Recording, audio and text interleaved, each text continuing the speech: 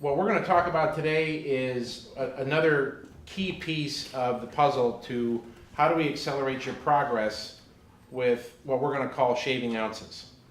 But I think what we're going to actually deliver is how do we shave pounds. Yeah. Right? Because as we've talked about, it takes somewhere between 4 to 6 meetings for that trust level to really develop to the point where the client feels they've completely transferred trust to you as their advisor.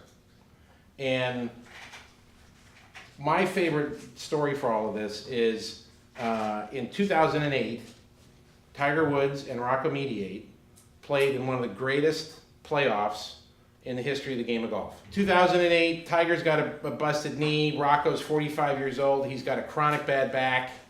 These guys go toe-to-toe for 91 holes. There was only one other time in the history of the U.S. Open that it had gone through the playoff. They tied after the playoff and they had to go to sudden death. We call this the 1% difference. After 91 holes, Tiger had 358 strokes and Rocco had 357 strokes. Sorry, yeah, the other way around. 91 holes. Okay? So Tiger wins it, right? He gets 1,350,000. Rocco gets 810,000. Ernie Els was in 16th or 17th place. 16th or 17th place, a couple strokes off of that, not having made the playoffs, and makes about 120,000.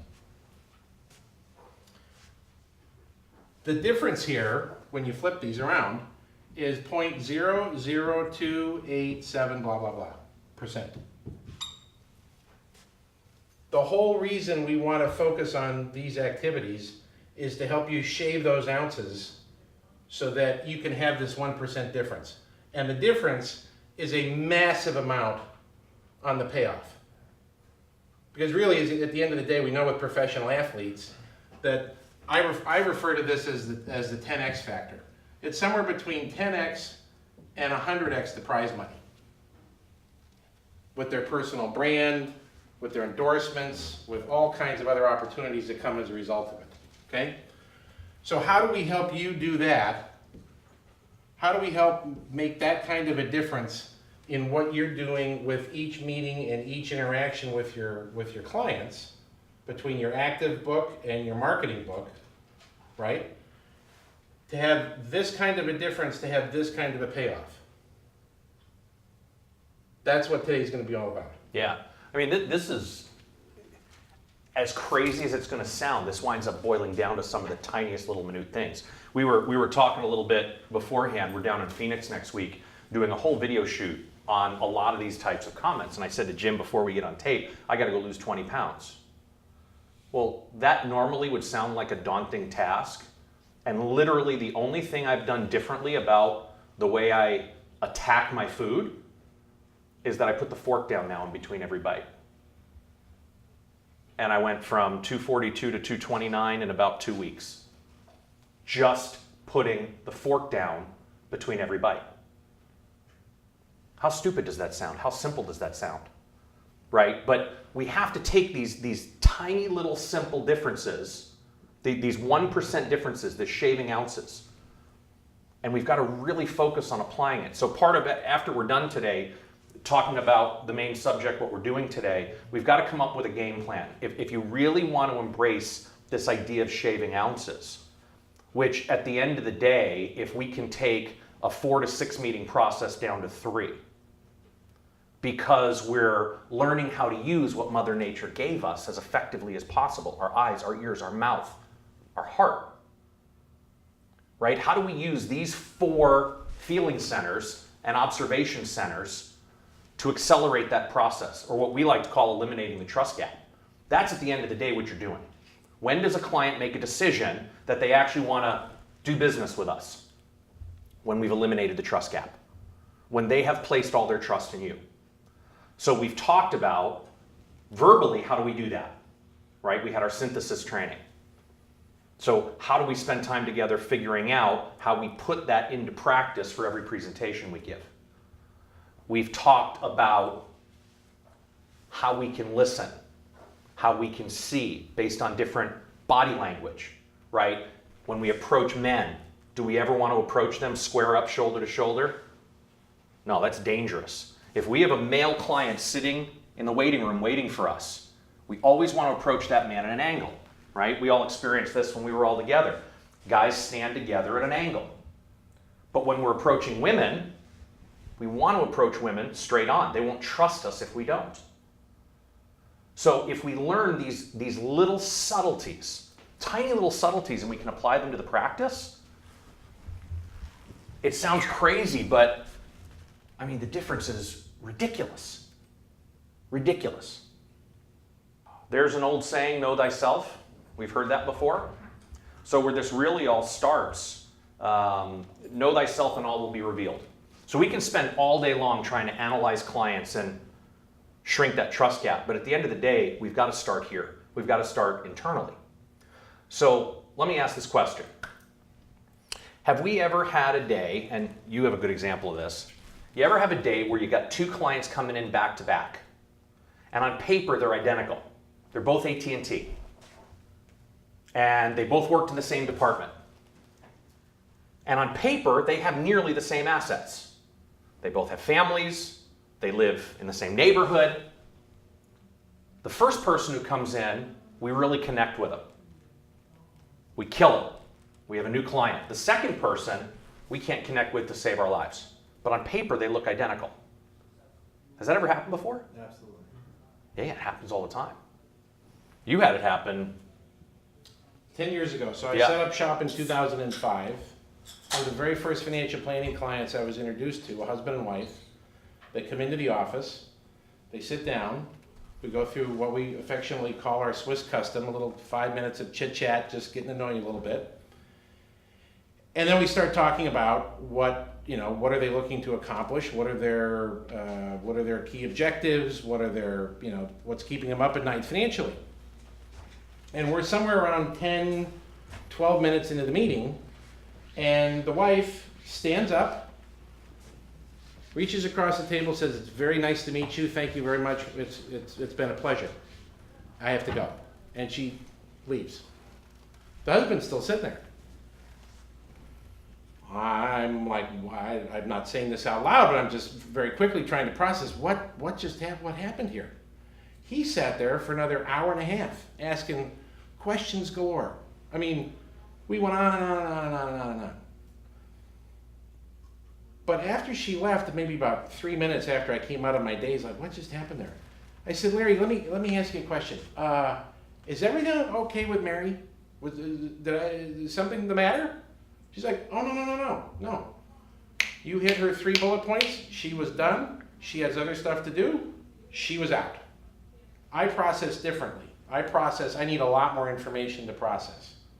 I need to understand how the watch was built, where you sourced the parts from to get to build the watch and all that good stuff. Whereas she needs 3 bullet points and an executive summary. That was one of the most powerful meetings I've ever had with a client, because it taught me that they're both coming from the same place, just like Matthew described, but they both process very differently. And I had somehow, in 3 minutes or less, gotten her trust level to the point where she's like, "Okay, good. See you soon." And she was off.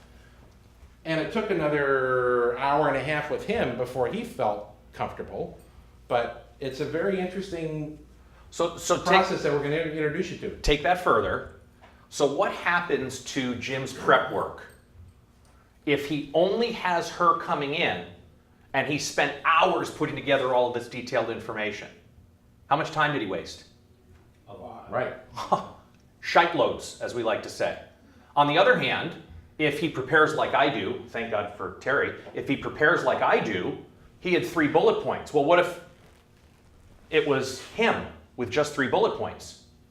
Would he get the client? No, grossly underprepared. So what can we do ahead of time? What can we do as we're getting to meet the client and get to know the client that can help us ahead of time understand how they process information? Again, shrink that trust gap, accelerate it.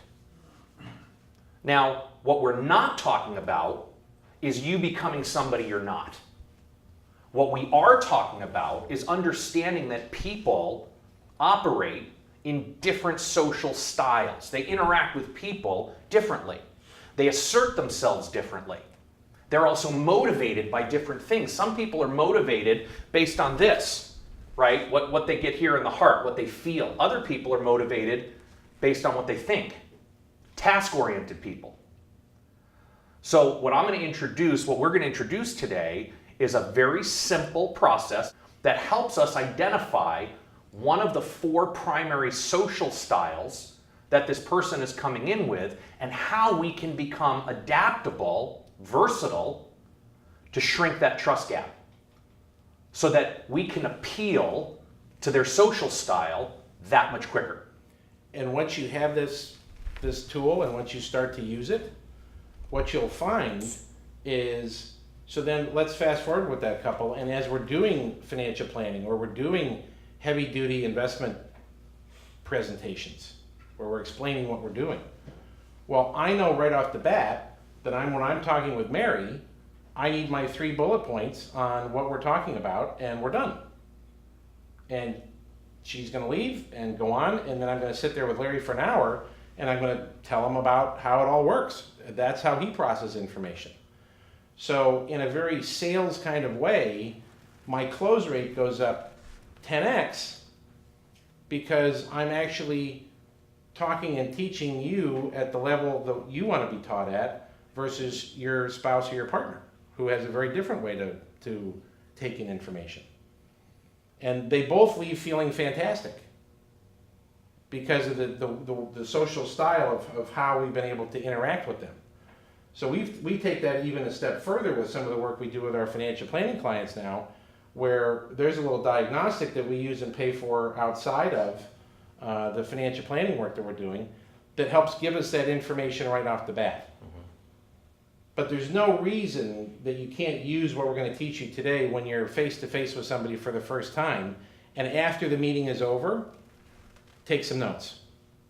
Take some notes so that you know the next time you're going to meet with them, okay, I was feeling that they're a 3 bullet point kind of executive summary kind of person versus how's the watch built?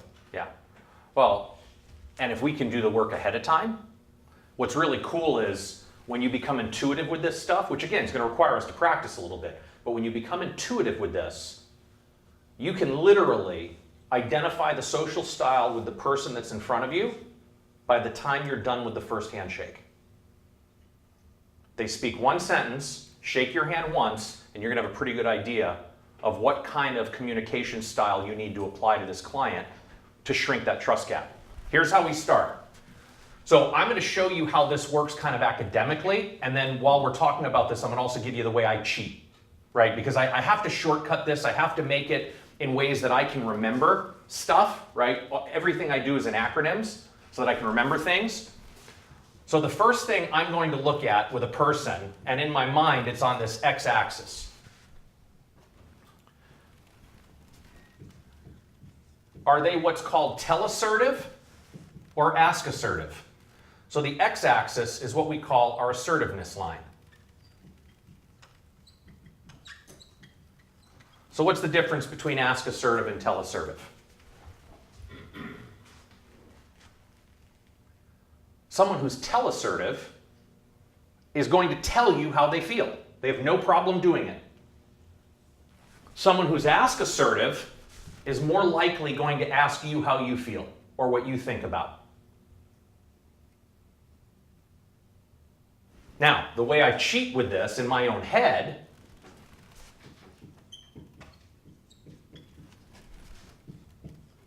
is kind of like the tortoise and the hare. Fast talker or slow talker? Kind of intense and in your face, or a little bit more kind of back here and inquisitive? So I asked that question to myself first, fast or slow? Is this somebody who moves quickly, or is this somebody who's a little bit more methodical? A little bit more purposeful with each movement, each word? Okay, once I've got that, then I get to go to my y-axis. Now this is what we call the responsiveness axis. So this will tell us how people actually respond to this stimulus.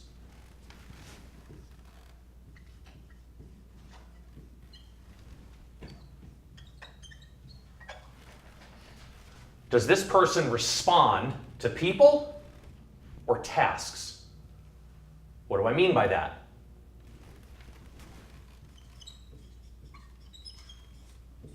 This is where I wish I was Jim Gebhardt tall. Warm or cool? A hugger or a handshaker?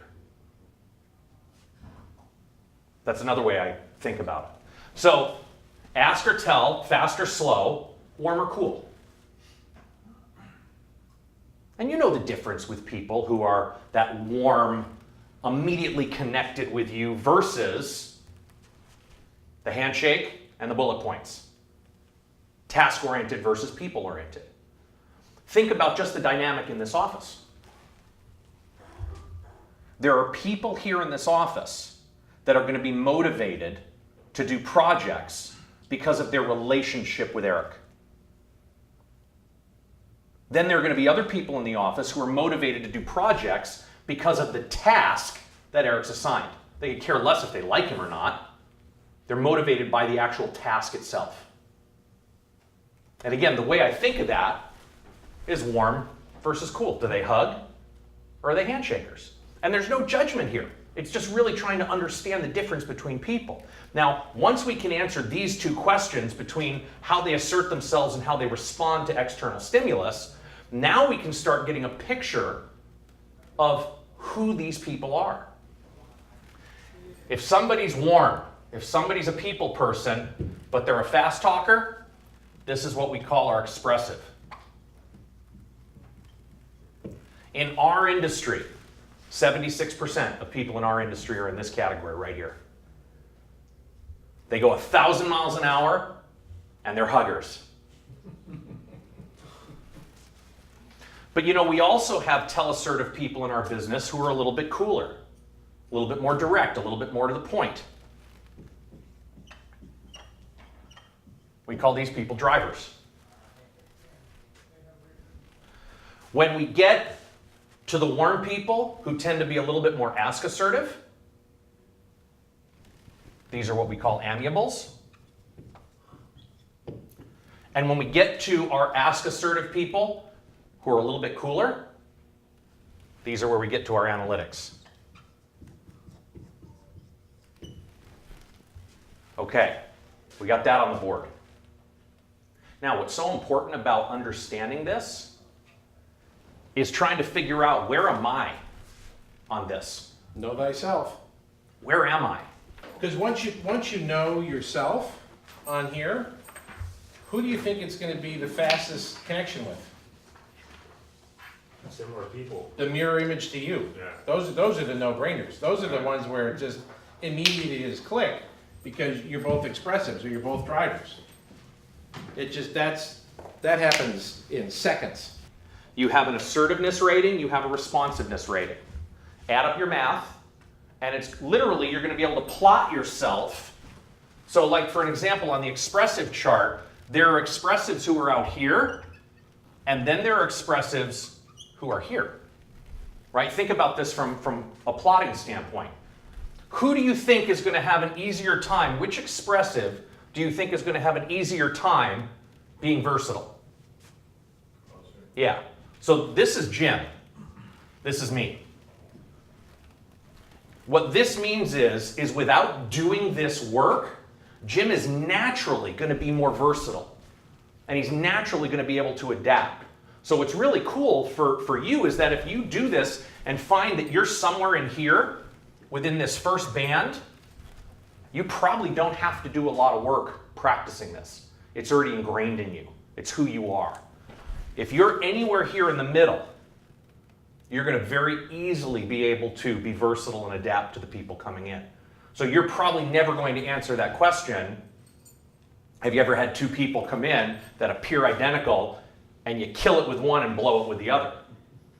Right? If you say no to that, my guess is you're somewhere in here. If you say yes to that, you're probably somewhere out on the second or third band. And again, none of this is good or bad. right? There is no right combination. We're just looking at how do we maximize time spent for effort received, right? How do we condense the process down so that you can be more effective and have more time available to acquire more clients and do the things you want to do? And this is just a marvelous tool to be able to then help assess how do you do that. And whether you're here or here or here, it doesn't matter. It's just your ability to adapt and adjust. But like Matthew said at the beginning, there's no acting here. There's no, you don't want to be different with this couple than you are with this couple, right? You want to be the same wherever you go, whoever you meet with, but you're just going to feel a natural connection with those that are most like you, and then you're adapting yourself to who you're sitting with. Right. So what we're going to find, and we're going to go through each one of these, is, for example, me as an expressive, Jim as an expressive, we're going to have an easier time being adaptable this way. So expressives can appeal to drivers. Drivers, they're task-oriented. They want bullet points. They want the bottom line, and they're motivated by having control and choice. So if you know you have a driver as a client, you have to ultimately understand what their ultimate motivation is. Choice and control. They want choice and control. You have to give it to them. Concise, to the point, based on tasks. And you have to tell them what to do. But give them choice and control of how to do it. So with a driver, you're never going to just introduce them to, say, one sand manager, because they want options. If you introduce one sand manager to this person, you lost them. But if you introduce 3, and that it's their choice, and they're in charge, you get them. The expressive. This dude, all he cares about is recognition. That's the number one motivator behind an expressive. So when we have a client that we know is expressive, what do they need to hear from us? Compliments. You're okay.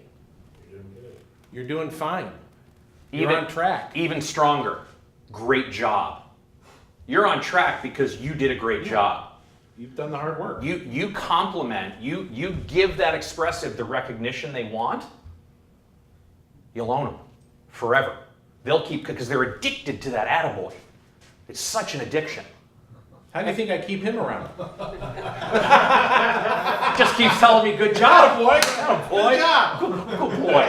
Good boy. Hang on. Go ahead. Good boy, good boy, good boy. Thank you. Okay. Amiable. Amiable, I get along great with amiables because they're huggers, right? They're warm. But I can sometimes be overwhelming to an amiable because I'm a big personality. I'm over here. So the way I adapt to my amiables is I slow down a little bit. I hug them, but then I back off. We have a client, Eleanor. When I knock on, she's an amiable. When I knock on her front door, I take 4 steps back. Whereas when I go visit her daughter, who's an analytic, I take like 8 steps back. The amiable is all about security and relationship. This is the person who needs to hear, go ahead and say it, You're okay. you're okay. You're okay, and I love you. You're okay, and I am part of your family. And we're going to take great care of you. Yeah. And your family. Right? They're all about relationship. And once you have them, the other dominoes start to fall with the family members. These Right? tend to Because- be great referrers. Oh, yeah. They're fantastic. Because once you have the sense of relationship, it's dominoes. And they feel safe and secure. I can think of so many of our clients who fall in this category that literally every time they want to come in, If I didn't know any better, I'd prepare a portfolio analysis and here's how you're doing it. All they need to hear is one sentence. You're okay. I refer to it as they want to come in and touch the gold. So we have this one, she's widowed, she's 75, and I probably meet with her more than anybody else in our client base. I probably meet with her 6-8 times a year. And we never call her to schedule the meetings. She calls us. Nancy lets me know, oh, Ann wants to come in and touch the gold. Okay, fine. It's 3 minutes on you're okay, we love you, and it's 57 minutes on her family, her trips, her travel, her new dog, the remodel, the da da da da da da da. It's not about we underperformed by 200 basis points on the S&P, and who does that? Who does that? This guy and this guy. This guy and this guy. These people just, they love you. Mm-hmm. And as long as you love them Mm-hmm. and you tell them they're okay, they're not leaving. Yeah. So one of the things that this could also benefit is let's say we've got somebody in our marketing book, somebody in our marketing practice where we're on the fence. And maybe because you're like me who's way out here and this client's way out here, maybe that's something you approach Eric with and say, hey, look, man, I think this person's going to be better served with somebody else in the office who's more in this box. That way the office gets to actually retain the client, retain the asset, and we don't worry about that 2-year clock, right? Because where you're going to struggle, right, drivers and analytics, we can go this way and be fairly adaptable pretty easily. It's when we go this way that we have problems. So amiables and drivers are toxic. Expressives and analytics together are toxic when we're not aware. It's only toxicity when we're not aware. Analytics. Can we pick on these people for a second? What do you think they would be motivated by? Figures, numbers, details. Graphs, details. Keep going. Yep. Yes, that's how you're going to communicate with them. So whereas I like to be this big picture dude, when I'm sitting with an analytic, I have bullet points. I have facts and figures and details. I will go X-ray vision with my Morningstar reports. But what do you think ultimately motivates them? Performance? Money in general, like hitting certain target money. Get out of this. We're all up here. We're all thinking. Get down here. From a human standpoint, what does the analytic need to feel? Reinforcement? You're getting there. Close. You're getting now. Okay. You just dropped down. Good. You want to make sure their family's taken care of. I mean, That'd be more up here. Security, right? Are they checking to see if we feel that they do something? I'm going to save you.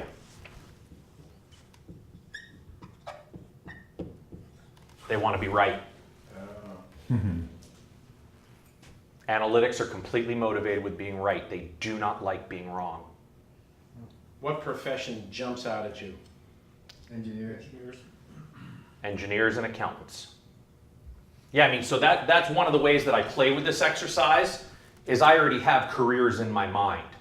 Now, we work with a CPA who happens to be our financial advisor, who is the farthest thing from the typical analytical CPA. In fact, where would you put Glenn on this? Over here. Yeah, I mean, he's a CPA that's way out here in the expressive category because he hates doing taxes, but he loves the big picture planning. So obviously we're stereotyping here. We're stereotyping professions and traits and people. But as expressives, it's going to be a big challenge for the two of us with engineers. And if you looked at our existing book of business, not many. No, we have some doctors, but doctors are generally over here. Right. Right. This is tiny little subtlety stuff. So let's play with this for a minute. If I'm an expressive and I have an analytic coming in, what is it that I actually need to do if I'm way out here? What do I have to consciously make myself aware of? Give me some things. How fast I talk. How fast I talk. Very good. Good one, James. What else? For warming up your hugging and distance between each other. Yeah. Business? So I'm going to watch my distance. I'm not going to invade their personal space. Outstanding. What else? How about my eye contact? Got it. Am I going to Contact. skull fuck the shit out of them? No. No. That would be totally offensive. So I'm going to break eye contact. I'm going to look at them, but I'm going to break eye contact. How about the pattern with what I speak? My Clear and concise. Very direct to the point. You're not going to take the circuitous route. Yeah. right? Quickest path between 2 points is a straight line. B equals MC squared. They love alphas, betas, and Modigliones. Okay? If I'm an expressive out here, how am I going to deal with this guy, the driver? I have the telassertiveness, but what do I need to adjust? What's this axis called? Why? Responsiveness. So I have to lower my responsiveness. I have to go from being that huggy, warm, friendly guy to being a little bit more direct and to the point. Drivers love hearing the word bottom line.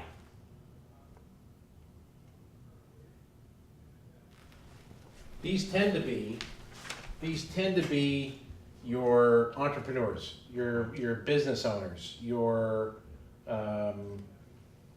corporate executives, your heads of large departments in an institution that they're processing a lot of stuff. And doctors. Doctors, they have to process stuff at a very quick rate. Bottom line to you is, right, you're telling them what they should do, and you've got to give them choice and control in the process.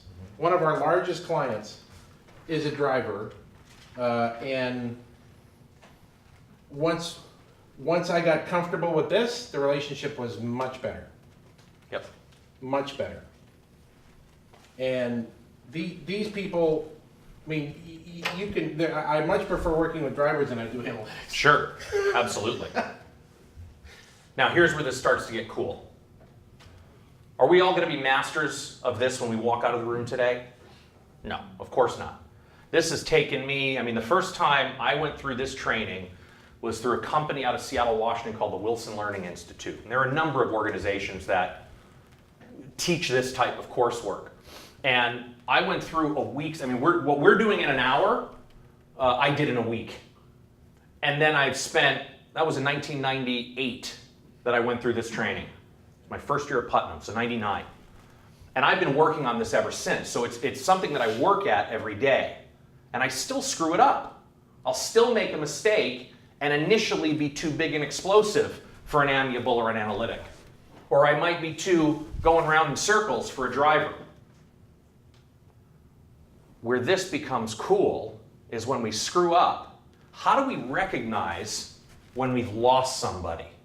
How do we recognize when our social style has actually pushed them away? And then how do I bring them back? This driver, when you lose him or her, they become autocratic. They become very demanding. When you sense this from your driver, you know they don't feel like they have that. Autocracy is how we get that control back when we don't give it to them.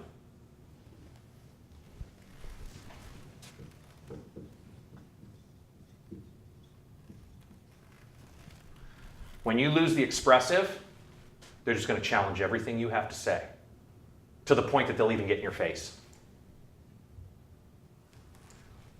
These two, pretty easy to figure out. Because they're telassertive, these expressions tend to be outward. Right? Fight or flight mode, this tends to be an expression of fight mode with expressives and drivers. These guys are tougher because we don't know. When I moved out to Seattle from New York in 1997, I met so many wonderful people. So many wonderful financial advisors that said, oh wow, I can't wait to do business with you. And a backslap and out the door I go, and 6 months later, nobody's dropping a freaking ticket with me. What the fuck? I mean, it's crickets. Crickets. So I call my very dear friend Dwayne Covey. He was a local Edward Jones guy. And I pulled him aside. I said, Dwayne, what's going on? Why everybody's being nice to me, and they're saying they're going to do business with me, but they're not. And he said, dude, I got to teach you how to speak Seattle. Everybody waves and everybody's nice. But you have to understand and really read, because Seattle's a city filled with amiables and analytics. Everybody's either really, really nice or really, really smart. There aren't many of these people in Seattle. So I had to learn, and I don't spell this right, ACQ. The amiable is the ultimate acquiescer. So you see what Mark's doing right now?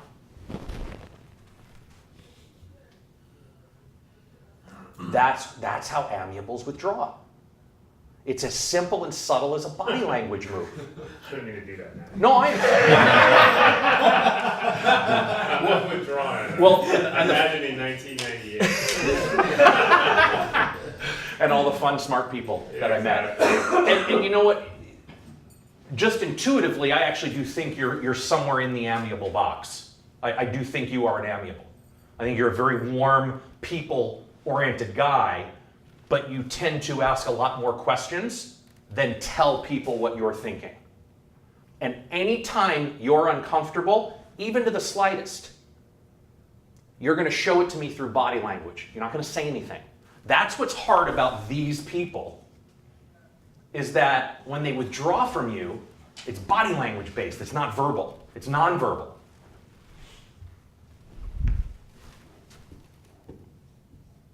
The analytic is going to cross his arms.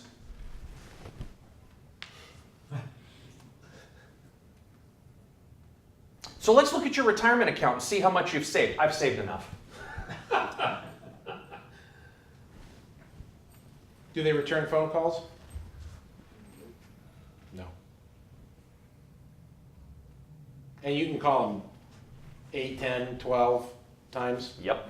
But once you've lost them, you've lost them. And unless somehow in your relationship with them, you can prove that they were right and you were wrong, and you admit that somehow, and you're vulnerable that way, that's how you might get them back. But these people won't return your phone call. They don't get in your face about it over here. How many of those analytic people do you end up,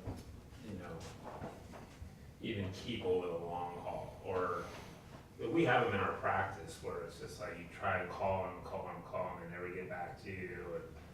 And if they do, it's like 2-second calls and they want to move on to the next task. Mm-hmm. This goes to the point Matthew made earlier, where that's once you get a sense of who you are, and if you have a significant client that is in this box, you've got a brilliant point, which is go to your manager and say, I don't know how long I'm going to be able to keep this guy because I'm over here or I'm over here, but maybe so-and-so on the team is a better fit here. Yeah. And you can do a trade for 2 players later, or a hamburger next Tuesday, or something. But you're not going to realistically keep them all that long because you're so different. Unless you become that one source in their life, and this cheat sheet will tell us how to do it, unless you become that one source in their life that reinforces their very basic need, which is to be right.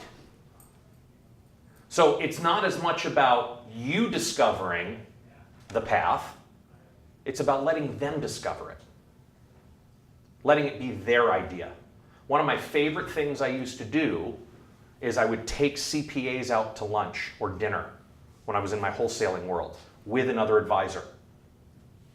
And I would always tell the CPAs to order dessert, take it home to their spouses, not from me, from you. You be the good guy. I don't need credit with your spouse, but it's just my way of saying thank you for having your time tonight. Letting them be right, letting it be about them.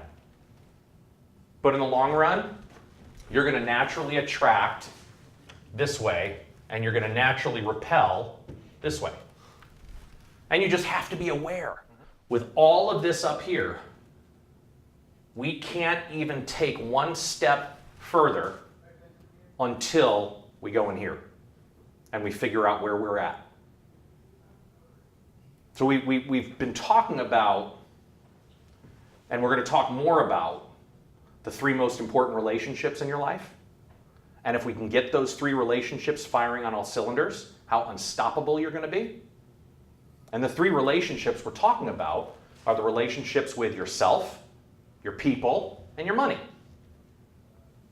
Now the problem is that our world has been backwards on those 3 relationships for years.